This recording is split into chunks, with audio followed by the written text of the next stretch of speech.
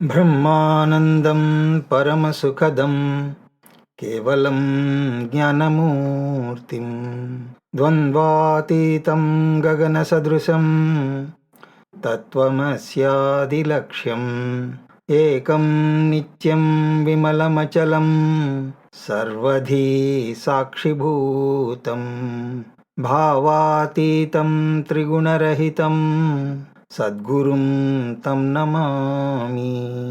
ఓం నమః ప్రణవార్థాయ శుద్ధజ్ఞానైకమూర్తయే నిర్మలాయ ప్రశాంతాయ దక్షిణామూర్తయే నమః. శృతిస్మృతిపురాణానాం ఆలయం కరుణాలయం నమామి భగవత్పాదం శంకరం లోకశంకరం. సదాశివసమారంభాం శంకరాచార్యమధ్యమాం అస్మదాచార్యపర్యంతాం వందే గురుపరంపరాం. హరి ఓం. స్మరవారం వారం కార్యక్రమాన్ని వీక్షిస్తున్న ప్రేక్షకులందరికీ స్వాగతం. అథ చతుర్వింశతి తత్వోత్పత్తి ప్రకారం వక్ష్యామః. బ్రహ్మాశ్రయ సత్వరజస్తమో గుణాత్మికా మాయా అస్తి. తతః ఆకాశః సంభూతః, ఆకాశాద్వాయుః, వాయుస్తేజః, తేజస ఆపః, అబ్ధయ పృథివీ. అయితే మన చర్చ అంతా కూడా దేని గురించి?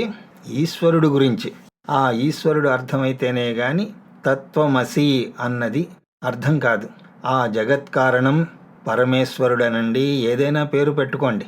ఆ జగత్ కారణం ఏదైతే ఉందో అదే నిమిత్త కారణము, అదే ఉపాదాన కారణం కూడా అయి ఉన్నది. కాబట్టి ఆ జగత్ కారణానికి అభిన్న నిమిత్త ఉపాదాన కారణము అని పేరు. ఇక్కడ నిమిత్త కారణము ఉపాదాన కారణము వేరు కాదు, ఒక్కటే. ఆ విధంగా ఎక్కడైతే నిమిత్త కారణము ఉపాదాన కారణము అభిన్నంగా ఉంటాయో దానికి ఈశ్వరుడు అని పేరు. అయితే ఇక్కడ చిన్న ప్రశ్న వస్తుంది. ఒకవేళ ఈశ్వరుడు అభిన్న నిమిత్త ఉపాదాన కారణమైనప్పుడు అతన్ని ఒక వ్యక్తిగా ఎందుకు చెప్తున్నారు? పోనీ అలా చెప్తున్నది ఎవరో ఎల్లయ్యో పుల్లయ్యో అంటే పర్వాలేదు, పెద్దగా పట్టించుకోం. కానీ ఋషులే ఆ విధంగా చెప్తున్నారు, ఋషులు ఆ విధంగా అంటున్నారు అన్నప్పుడు దాంట్లో ఒక విశేషమైనటువంటి అర్థం ఉన్నదా అన్నది కూడా మనం చూడాలి. అందుకోసమే వేదాంతం అర్థం అవ్వాలి అంటే మన సంస్కృతి అర్థం అవ్వాలి. మన సంస్కృతి అర్థం అవ్వాలన్నా కూడా వేదాంతం అర్థం అవ్వాలి. ఎందుకంటే భారతీయుల నడవడిక, వారి యొక్క తాత్వికత కూడా ఒక్కటే. కాబట్టి అది అర్థం కావాలన్నా ఇది అర్థం అవ్వాలి, ఇది అర్థం అవ్వాలన్నా కూడా అది అర్థం కావాలి. అలాగా మన సంస్కృతి వేద సంస్కృతి కాబట్టి ఆ కోణంలోంచి కూడా మనం కొంచెం అధ్యయనం చేయాలి. ఈ వేదవిధులైనటువంటి ఋషులు బ్రహ్మము అన్నప్పుడు అది అని అంటున్నారు. కానీ అదే ఈశ్వరుడి దగ్గరికి వచ్చేటప్పుడు అతను ఆమె అని అంటున్నారు.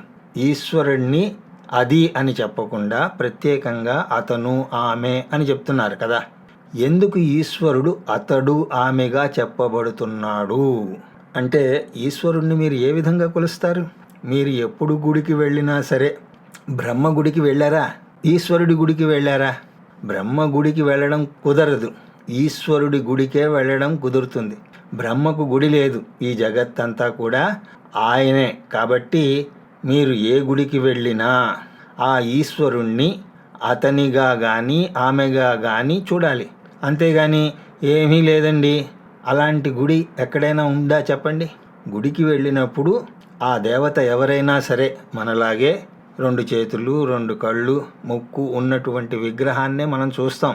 అలా ఎందుకు పెట్టడం జరిగింది అని గనక మనం ఆలోచించినట్లయితే ఒక సంబంధాన్ని ఏర్పరచుకోవడం కోసం ఆ విధంగా పెట్టారు. తానే బ్రహ్మము తానే ఈశ్వరుడు అని తెలుసుకోవాలి అన్నా కూడా ఆ ఈశ్వరుడితో ముందు సంబంధం ఏర్పడాలి కదా. ఎప్పుడైనా సరే మనం ఒక వ్యక్తితో సంబంధం పెట్టుకోగలం, కానీ ఆకాశంతో సంబంధం పెట్టుకో అంటే ఎలా కుదురుతుంది చెప్పండి? ఒక వ్యక్తి అయితే ఏదో మైత్రి సంబంధం పెట్టుకోవచ్చు, అంతేగాని నాలో ఉన్నవి పంచభూతాలే, నాలో ఉన్నవి అవే కెమికల్స్, ఆ కెమికల్స్ అన్నీ కూడా ఒక చోట పోస్తాను, ఆ కుప్పగా పోసిన దాంతో సంబంధం పెట్టుకో అంటే ఎలా పెట్టుకుంటాం? అయితే అయ్యా ఇప్పటిదాకా ఉన్న సంబంధాలతోనే చూస్తున్నాం, మళ్ళీ ఇంకో సంబంధం అంటారేమిటి అంటే, జీవుడికి అది అవసరం. నువ్వు బ్రహ్మవే అయినప్పటికీ కూడా అది తెలుసుకునేంత వరకు జీవుడివే కదా. కాబట్టి ఆ ఈశ్వరుణ్ణి అలాగా ఎందుకు మన ఋషులు చెప్పడం జరిగింది అన్నది మనం చూడాలి. నువ్వు మోక్షాన్ని కోరుకునేవాడివే అయినా సరే మొదట ఈ విధంగా ఉండాలి. ఇంట్లో ఏవో జపాలు పూజలు చేస్తూ ఉంటే అవి ఏమిటి అన్న ఆలోచన వచ్చినప్పుడు కదా ఇందులోకి వస్తారు. కాబట్టి భగవంతుడు నన్ను రక్షిస్తాడు అన్నాం కాబట్టి ఒక సంబంధం పెట్టుకుంటారు. ఫాదర్ ఇన్ ద హెవెన్ అన్నా కూడా ఏ సమస్య లేదు. మనకి ప్రాథమిక దశలో దేవుడు ఎక్కడో పైన ఉన్నాడు అన్నా కూడా మనకి పర్వాలేదు. కానీ కొంతకాలం తర్వాత దేవుడు పైనే ఎందుకు ఉన్నాడు అని ఆలోచిస్తాం కదా. తెలిసిన వాళ్ళ దగ్గరికి వెళ్ళి అడుగుతాం, అయ్యా భగవానుడు పైనే ఎందుకు ఉన్నాడు అన్నప్పుడు వాళ్ళు నీకు పరిణితి వచ్చిందిరా కూర్చో అని అప్పుడు చెప్తారు. ఆ సంబంధమే గనక లేకపోతే ఆ ఆలోచనే రాదు. ఇది ఒక కారణం అయితే, రెండవది మనస్తత్వ శాస్త్రాన్ని కూడా మన శాస్త్రం పోలి ఉంటుంది. కానీ ఇది మనస్తత్వ శాస్త్రం కాదు, ఇది ఆధ్యాత్మిక శాస్త్రం. మనస్తత్వం కూడా అందులో ఉంటుంది కాబట్టి ఆ విధంగా మీకు అనిపించవచ్చు, కానీ ఇది మనస్తత్వ శాస్త్రం కాదు. ఇప్పుడు ఒక పిల్లవాడిని గనక తీసుకుంటే ఆ పిల్లవాడికి మీకు తేడా ఏమిటి? ఆ పిల్లవాడు 10 కేజీలు ఉన్నాడు, నేను 50 కేజీలు ఉన్నాను అంతే అంటారా? అయితే 50 కిలోలు ఉన్నటువంటి పిల్లవాడిని కూడా మీకు చూపిస్తాను. అప్పుడు మీరు వాడు ఒకటేనా? కాదు కదా. పిల్లవాడు అన్నప్పుడు వాడికి పరిణతి లేదు, మీకు పరిణతి ఉన్నది, అవునా కాదా? ఆ తేడా ఒక్కటే. నేను ఆలోచించగలను, వాడు ఇంకా ఆలోచించే స్థాయికి రాలేదు. అలాగా ఆ పిల్లవాడిని గనక తీసుకున్నట్లయితే వాడు పూర్తిగా అసహాయుడు, తినడంలో అసహాయుడు. 1-2 సంవత్సరాల పిల్లాన్ని మీరు గమనించినట్లయితే వాడి పని వాడు చేసుకోలేడు, అంత నిస్సహాయ స్థితిలో ఉంటాడు. ఆ విషయంలో జంతువులే కాస్త నయం. పుట్టిన వెంటనే తల్లి పాలు తాగడానికి పొదుగు దగ్గరికి వెళ్ళి పాలు తాగుతాయి, ఆ తల్లి ఏమీ పాలు ఇవ్వడం లేదు. కానీ మన విషయంలో పూర్తి అసహాయ స్థితిలో మనం ఉంటాం. అలా పుట్టినవాడు తనకు తానుగా నిలబడలేడు, కానీ నిలబడాలన్న కోరిక. ఎందుకంటే జగత్తులో స్వతహాగా తనను తాను రక్షించుకోవాలి అనేటువంటి తపన ఉంటుంది. తన రక్షణ కోసం ఏ జీవి అయినా సరే ఆ తపనతో ఉంటుంది. అందుకోసం నిలబడాలి, తనకు తానుగా తినాలి అని ప్రయత్నిస్తూ ఉంటాడు.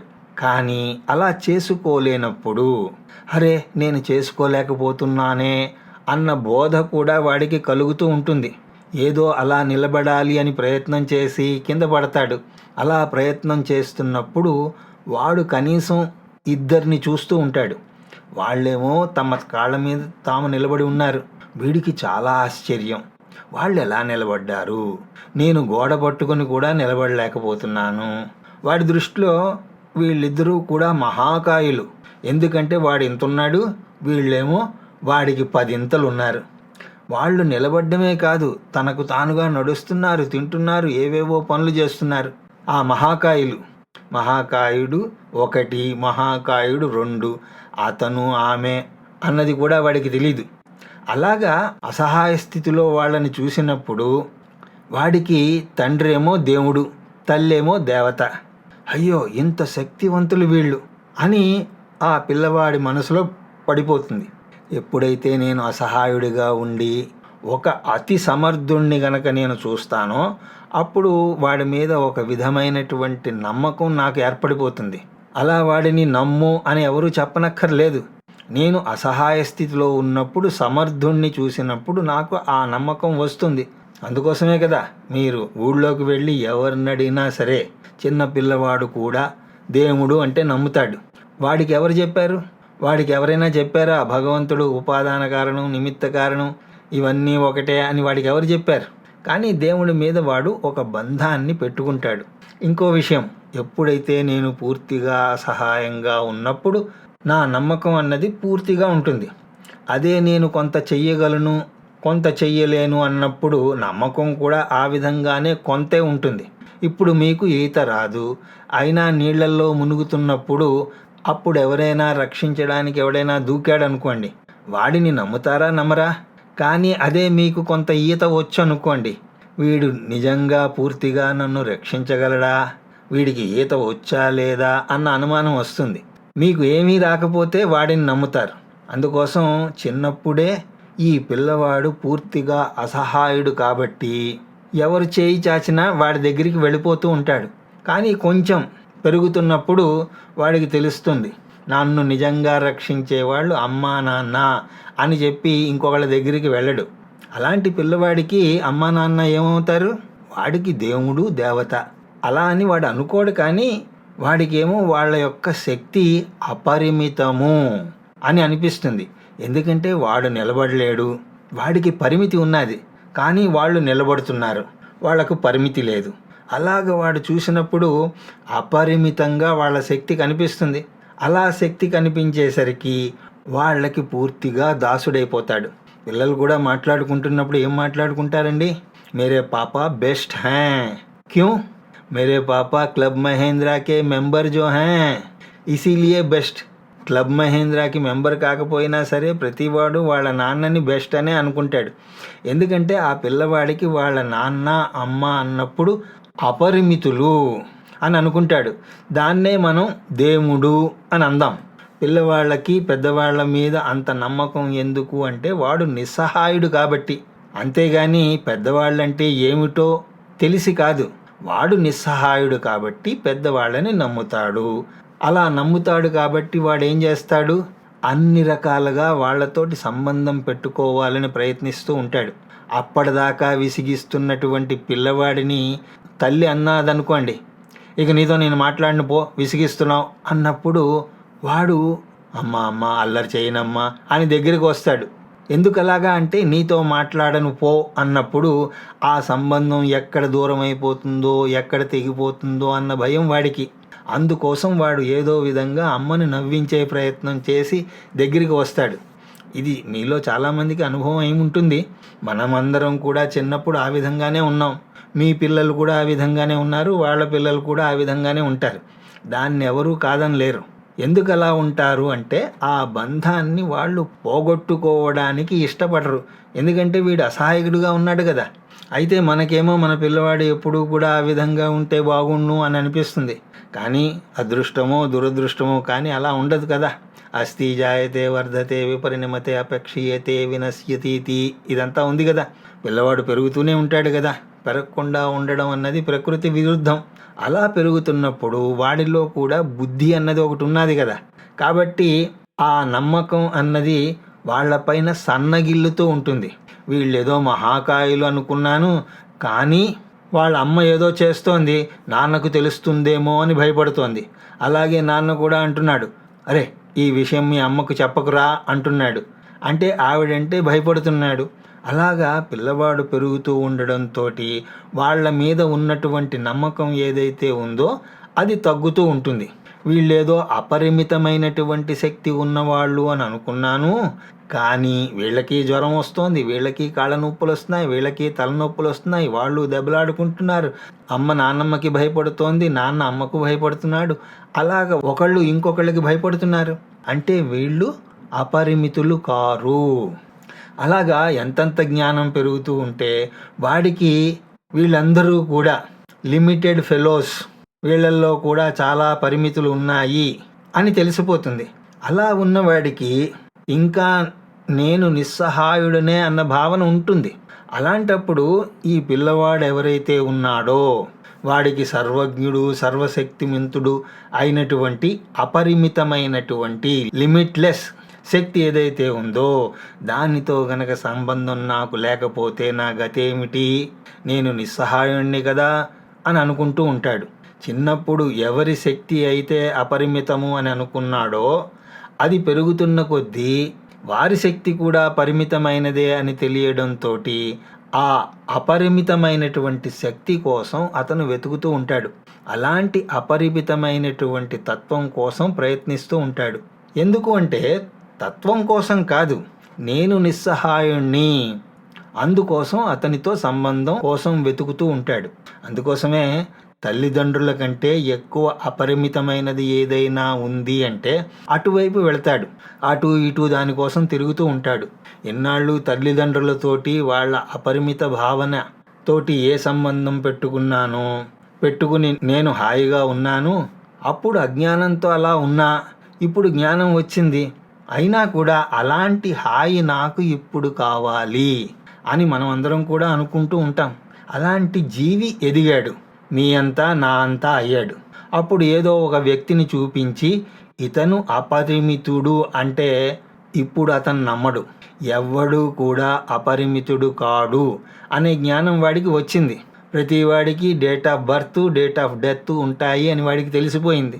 ప్రతి వాడికి అన్నీ తెలుసు అని చెప్పలేం. వాడికి సైన్స్ తెలిస్తే వీడికి మ్యాథ్స్ తెలుసు. ఆ విధంగా పరిమిత జ్ఞానమే అందరికీ ఉన్నది. అందరికీ పరిమితి శక్తి మాత్రమే ఉన్నది. ఇలా చూసినప్పుడు అందరూ కూడా అల్పకర్తలే. అల్పకర్తలు, అల్పజ్ఞులు. సర్వజ్ఞుడు అన్నవాడు ఎక్కడా కనబడడం లేదు. అప్పుడు ఋషులు, ఏం వెతుకుతున్నావు నాయనా?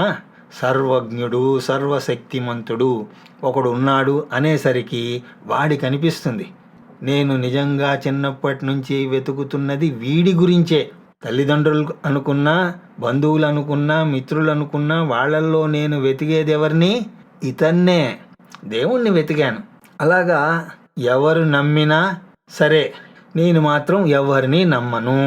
అపరిమితమైనటువంటి వాడు అని అనుకుని నమ్మాను. వాడిపైనే నాకు నమ్మకం ఉన్నది.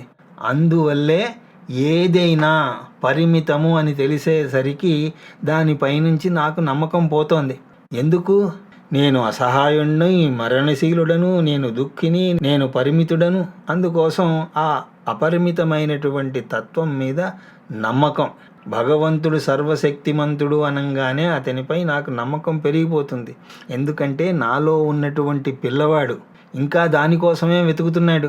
వాడి సర్వశక్తిమంతుడు అన్న పేరు వినంగానే ఇక ఏం ఆలోచన ఉండదు, ఇంకేమీ తెలియనక్కర్లేదు, వాడికి నమ్మకం కుదురుతుంది. ఇలాంటి సత్సంగాల్లో ఏం చెప్పారు? భగవంతుడు సర్వశక్తిమంతుడు, సచ్చిదానంద స్వరూపుడు అనగానే ఆ పిల్లవాడు ఇంకేమీ ఆలోచించడు. చిన్నప్పటి నుంచి నేను వెతుకుతున్నది ఇతన్నే అని నిర్ణయానికి వచ్చేసి అక్కడే ఉంటాడు. అయితే అక్కడ అలా ఉండిపోవడం కూడా పిల్ల చేష్టే అని అంటాం, చైల్డిష్ యాక్ట్ అంటాం కదా. భగవంతుడు ఎవరు అన్నది తెలుసుకోవడం అనేది వేరు, కానీ ఇది ఆ ప్రయత్నంలో మొదట మెట్టు అని చెప్పుకోవచ్చు. ఇక్కడ ఋషులు ఆ భగవంతుడికి ఒక రూపాన్ని ఎందుకు ఇచ్చారు అన్నది కూడా మనం చూడాలి. అది కూడా మన రూపం లాంటిదే ఎందుకు ఇచ్చారు? భగవంతుడు ఒక కుక్కలాగనో నక్కలాగనో చూపిస్తే మీరు ఎలా నమ్మగలరు? అందుకోసం మనలాంటి రూపం, అది కూడా తల్లిదండ్రుల లాంటి రూపం. ఎలాంటి రూపం? ముసలి రూపు, తాతగారి లాంటి రూపు అలాంటిది కాదు. దేవుడికి తెల్ల జుట్టు, తెల్లటి గడ్డం, ముడతలు పడిపోయినటువంటి మొహం అలా ఉండదు. నేను చిన్నప్పుడు నా తల్లిదండ్రుల్ని ఎలా చూశానో యువకులుగా, ఆ విధంగానే దేవుడికి కూడా రూపం పెట్టడం జరిగింది. మరి విష్ణుమూర్తి ముసలాడవడా? జుట్టు ఉన్నప్పుడు తెల్లబడాల్సిందే కదా, పళ్ళు ఉంటే రాలాల్సిందే కదా, చర్మం ముడతలు పడాల్సిందే కదా. కానీ అలాగ ముడతల పడి దగ్గుతూ, అప్పుడు లక్ష్మీదేవి బెనడ్రిల్ కాఫ్ సిరప్ ఇస్తూ అలాంటి రూపాన్ని పెట్టలేదు. అలాంటి సీన్ ఎక్కడా మీకు కనపడదు. హరికేశాయోపవీతినే అంటారు రుద్రంలో. అంటే ఆయన వెంట్రుకలు ఎలా ఉన్నాయి?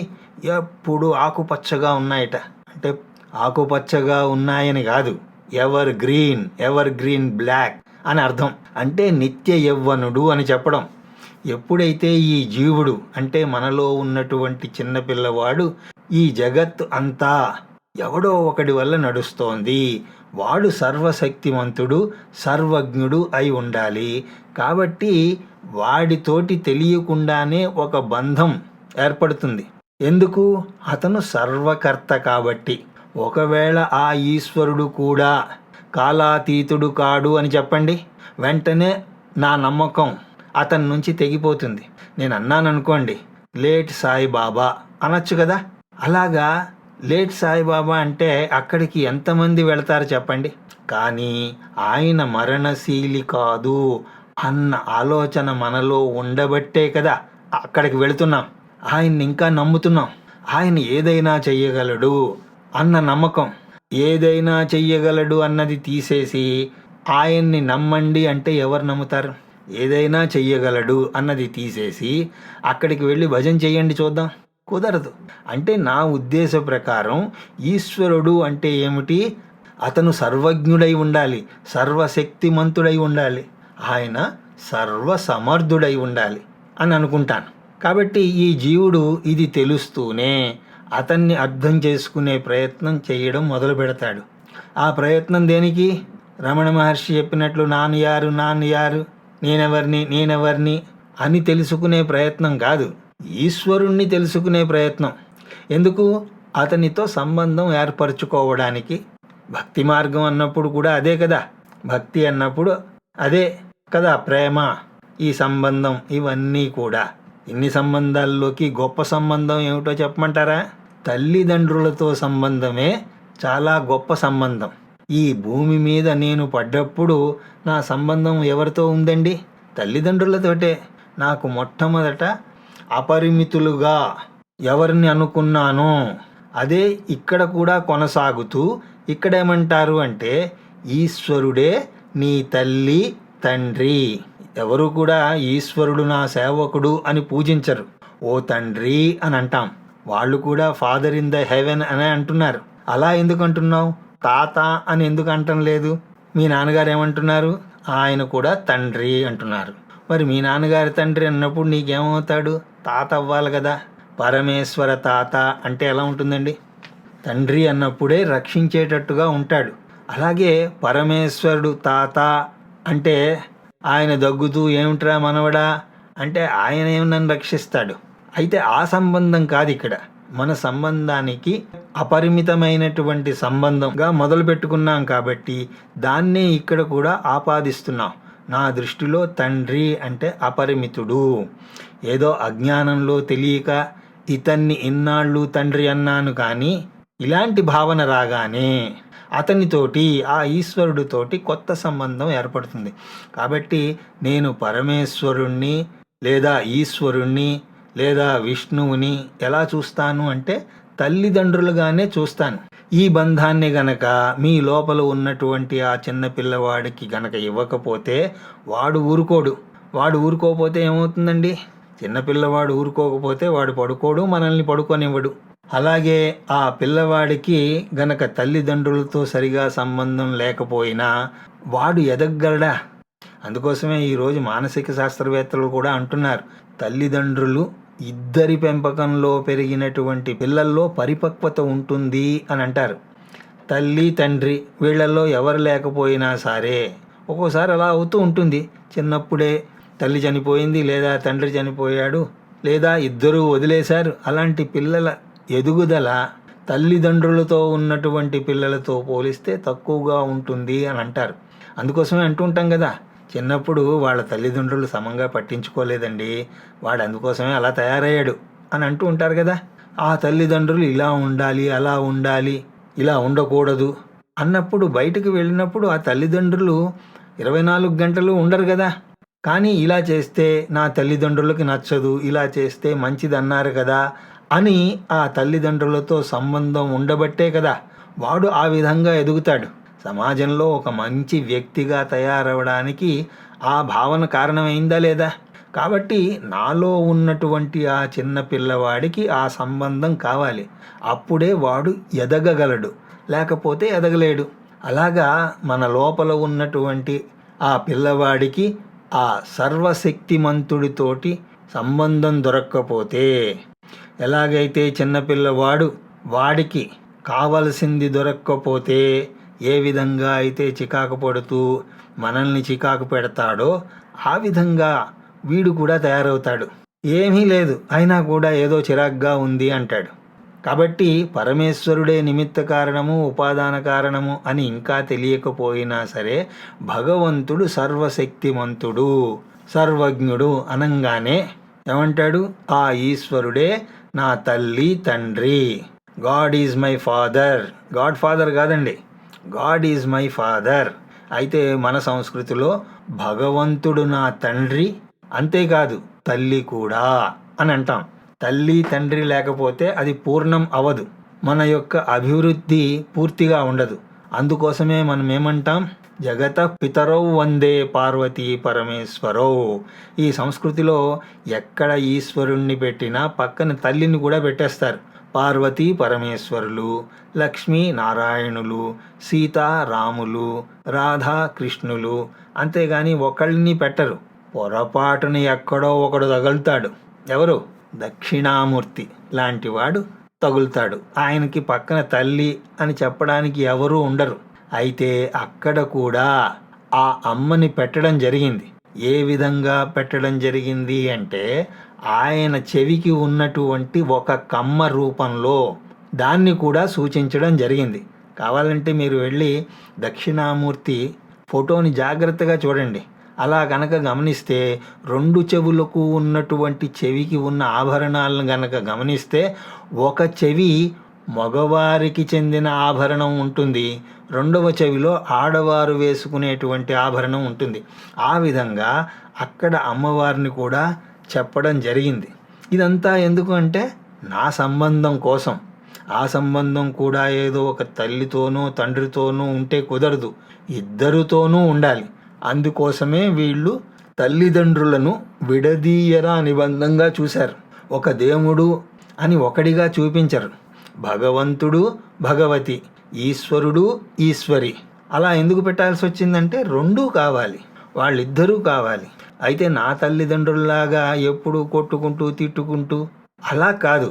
వాగర్థావివ సంపృక్తౌ వాగర్థ ప్రతిపత్తయే జగత పితరౌ వందే పార్వతీ పరమేశ్వరౌ. ఈ తల్లి తండ్రి ఎలా ఉన్నారు? ఇద్దరూ ఒకేలా ఉన్నారు. ఇటు నుంచి చూస్తే తల్లి, అటు నుంచి చూస్తే తండ్రి.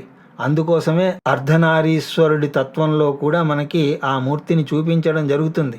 వాళ్ళు ఎలా ఉన్నారు అంటే వాగర్థ, వాక్ అర్థ, వాక్కుల అర్థముల, అంటే పదము దాని యొక్క అర్థం ఎలాగైతే కలిసి ఉంటాయో. వాగర్థావివ సంపృక్తౌ వాగర్థ ప్రతిపత్తయే జగత పితరౌ వందే. వీళ్ళు ఎవరికి తల్లిదండ్రులు? నా ఒక్కరికే తల్లిదండ్రులు అంటే వాళ్ళు పరిమితులు అయిపోతారు. ఎందుకంటే వాళ్ళ నాన్న పరిమితుడే, మా నాన్న పరిమితుడే, అలా కాదు. ఇతను మరి ఎవరికి తల్లిదండ్రులు అంటే ఆయన సర్వశక్తిమంతుడు కాబట్టి అందరికీ తల్లిదండ్రులు అయి ఉండాలి. అందుకోసమే జగత్తుకే తల్లి తండ్రి. అలాంటి పార్వతీ పరమేశ్వరులకు నమస్కారము. వీళ్ళిద్దరూ వేరు వేరు అనుకోవడానికి లేదు, ఇద్దరూ ఒకటే. ఏ విధంగా అంటే పదం ఉన్నదండి, దానికి ఒక అర్థం ఉంటుంది కదా. ఇప్పుడు చెట్టు అనే మాట ఉన్నది, చెట్టు అనే పదం ఉన్నది, దానికంటూ ఒక అర్థం ఉన్నది కదా. ఆ చెట్టు అన్నప్పుడు వేళ్ళు, కాండము, కొమ్మలు, రెమ్మలు, ఆకులు, పువ్వులు, పళ్ళు ఇవేవీ లేకుండా, ఇదే కదా చెట్టు అంటే, ఇవేవీ లేకుండా మీరు చెట్టుని ఊహించి చెప్పండి, ఊహించగలరా? ఆ విధంగానే వీళ్ళిద్దరూ కూడా పదము అర్థము ఏ విధంగా అయితే విడదీయరానిదిగా ఉంటుందో వీళ్ళు కూడా విడదీయరాని వాళ్ళగా ఉంటారు. ఆ విధంగా మన సంస్కృతిలో ఈశ్వరుడు ఎప్పుడూ కూడా 2 రూపాల్లోనూ చెప్పబడింది. ఒకటి తల్లి రూపము, ఒకటి తండ్రి రూపం. అయితే ఈశ్వరుడు స్త్రీలింగము కాదు, పుల్లింగము కాదు. కాకపోతే నేను చూసినప్పుడు ఆ విధంగా తల్లిగా తండ్రిగా చూస్తున్నాను. మరి తల్లి తండ్రి అనే ఎందుకు అంటున్నావు అంటే, నాలో ఉన్నటువంటి చిన్న పిల్లవాడి భావన అది. చిన్నప్పటి నుంచి వాడికి ఆ విధంగా అలవాటైపోయింది. జ్ఞానం వచ్చిన తర్వాత వేరే విషయం, కానీ జ్ఞానం వచ్చేంత వరకు ఈ పిల్లవాడు అల్లరి చేస్తూ ఉంటాడు కదా. అందుకోసం ఈశ్వరుణ్ణి ఆ విధంగా చెప్పడం జరిగింది. అప్పుడు వాడికి నమ్మకం పెరుగుతుంది. వీడికి జ్ఞానం వస్తున్న కొద్దీ ప్రపంచంలో ఉన్న ప్రతి వాడి మీద నమ్మకం పోతూ ఉంటుంది. అలా నమ్మకం పోతున్నప్పుడు సంబంధం మాత్రం ఎలా ఉంటుంది? అందరితో సంబంధం పోతే నేను మాత్రం ఎలా జీవించగలను? నేను జీవినా సంఘజీవినా? సంఘజీవి అన్నప్పుడు నేను బాగుపడాలి కదా. నేను బాగుపడాలి అనుకున్నప్పుడు సంబంధాలు కలిగి ఉండాలి కదా. వీడి మీద నమ్మకం పోతుంది, వాడి మీద నమ్మకం పోతూ ఉంటుంది. కానీ ఈశ్వరుడు మీద నమ్మకం కుదిరిందా, వీళ్ళందరి మీద కూడా నమ్మకం వస్తుంది. ఎందుకంటే వీళ్ళందరూ కూడా ఈశ్వరుడి బిడ్డలే. వాడు దుర్మార్గుడురా, వాడితో సంబంధం ఏమిటి అంటే మనకెందుకు, పైన ఈశ్వరుడు ఉన్నాడు, ఆయన చూసుకుంటాడు, ఏదో మనం చేయాల్సింది చేస్తాం, ఆ తర్వాత అంతా ఈశ్వరేచ్ఛ అంటాడు. అప్పుడు వీడు ఎంత ఫ్రీగా ఉంటాడో చూడండి. లేకపోతే ప్రతిదీ తల్లో పెట్టుకుని అప్పుడు వీడికి తత్వబోధ ఎలా అర్థం కావాలి చెప్పండి? 50 టెన్షన్లతోటి దీన్ని విన్నారనుకోండి, ఇందులో ఒక్క ముక్క కూడా మీకు అర్థం అవ్వదు. ఏ టెన్షన్ లేకపోతేనే బుర్రలోకి ఎక్కడం లేదు. అలాంటిది 50 టెన్షన్లు పెట్టుకుని ఇది వింటే ఏం ఎక్కుతుంది చెప్పండి? అంతా ఈశ్వరేచ్ఛ, అంతా ఆయనే చూసుకుంటాడు అని వదిలేస్తే అప్పుడు లోపల ఉన్నటువంటి పిల్లవాడు అల్లరి చెయ్యడు. చాలామంది 70 ఏళ్ళు వచ్చినా సరే ఎదగకపోవడానికి కారణం ఏమిట్రా అంటే వాళ్ళ లోపల ఉన్నటువంటి పిల్లవాడు అలాగే ఉండిపోయాడు. ఆ పిల్లవాడు మిమ్మల్ని ఎదగనివ్వడు. అయితే అక్కడే ఆగిపోతాను అంటే అది తప్పు. బ్రతుకంతా ఈశ్వర భజనే అన్నా కూడా కుదరదు. మొదట భజన చెయ్యి. కానీ మన భారతీయ సంస్కృతిలో మతం అన్నది నీ యొక్క ఎదుగుదలకు సహాయపడుతుంది. కానీ ఆధ్యాత్మికత అన్నది ఈశ్వరుడే నువ్వు అని చెప్పడానికి సహాయపడుతుంది. ఏ మతం యొక్క పరిధి అయినా సరే అదే. అది నీకు భగవంతుడి మీద విశ్వాసాన్ని కలిగించడం కోసం మాత్రమే. అయితే ఆ విశ్వాసం ఎప్పుడు సంపూర్ణంగా అవుతుంది అంటే తల్లి తండ్రి అని అన్నప్పుడే అది సంపూర్ణమవుతుంది. ఏదో ఒక తల్లి ఒక తండ్రి అంటే నా యొక్క ఎదుగుదల పూర్తిగా అవదు. తల్లి లేకుండా తండ్రి ఒక్కడే పెంచాడనుకోండి, ఫాదర్ ఇన్ ద హెవెన్ అన్నట్టు ఆ పిల్లవాడు పూర్తిగా ఎదగలేడు. కొన్ని విషయాలు వాడికి తెలియదు. ఈ విధంగా ఈశ్వరుడు అంటే ఏమిటో నాకు తెలియకపోయినా సరే ఆయనతో ఒక సంబంధం మనకు ఏర్పడుతుంది. దానితో వీడు హాయిగా ఉంటాడు. తల్లి ఒడిలో ఉన్నటువంటి బిడ్డ ఎంత హాయిగా ఉంటాడో అదేవిధంగా పరమాత్ముడితోటి సంబంధం పెట్టుకున్నవాడు కూడా వీడు కూడా అంతే హాయిగా ఉంటాడు. తల్లి ఒడిలో పడుకున్నటువంటి పిల్ల నోట్లో వేలు పెట్టుకుని ఎంత ప్రశాంతంగా, ఉరుములు మెరుపులు వచ్చినా సరే ఎంత ప్రశాంతంగా ఉంటుందో అదేవిధంగా పరమాత్ముడి ఒడిలో వీడు ఉన్నప్పుడు ఎన్ని కష్టాలు వచ్చినా సరే ఆ పిల్లవాడు ఉరుముల్ని మెరుపుల్ని చూస్తున్నట్టు ఓహో ఇది కష్టమా అన్నట్టుగా చూస్తూ ఉంటాడు. అప్పుడు తక్కువేమి మనకు రాముండొక్కడుండు వరకు అంటూ హాయిగా పాటలు పాడతాడు. అయితే వాడికి ఇంకా ఈశ్వరుడు అంటే ఏమిటో తెలియలేదు. అయితే ఈ చర్చ అంతా కూడా మనం ఈశ్వరుడు గురించి అని అనుకున్నాం కాబట్టి దాన్ని తర్వాత తరగతిలో కూడా కొంత చూసి మళ్ళీ ఈ గ్రంథంలోకి వద్దాం అని తెలియజేసుకుంటూ నా మాటల్ని ఎంతో శ్రద్ధగా వింటున్న మీ అందరికీ శిరస్సు వంచి నమస్కరిస్తూ హరి ఓం తత్సత్.